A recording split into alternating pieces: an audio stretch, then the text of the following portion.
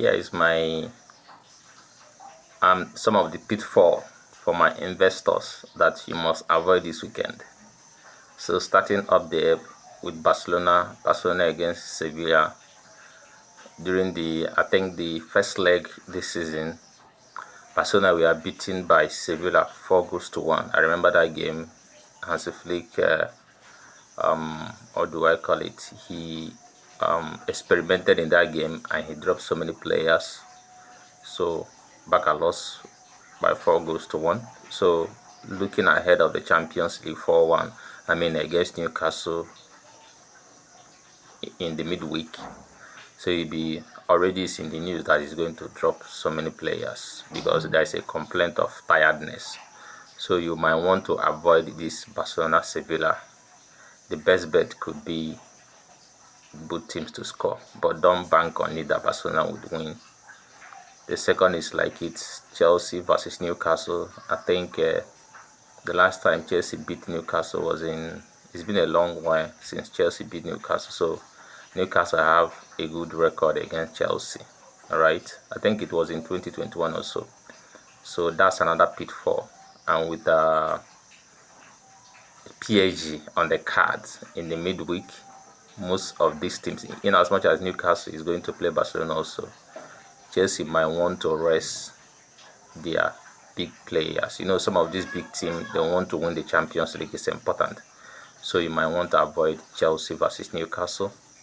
And also Arsenal versus Everton. Arsenal has a good record against Everton, but last season they played out a 1-1 draw, and this week with their best form and their best player, Arsenal only won 1-0. And we know that Everton used to be a boogie team, so the scoreline is not all that much. That sometimes Arsenal will beat them for 1, but in recent times always been 1-0 and all of that. So for you not to have your heart racing so fast, so I will advise that you avoid Arsenal Everton. Surely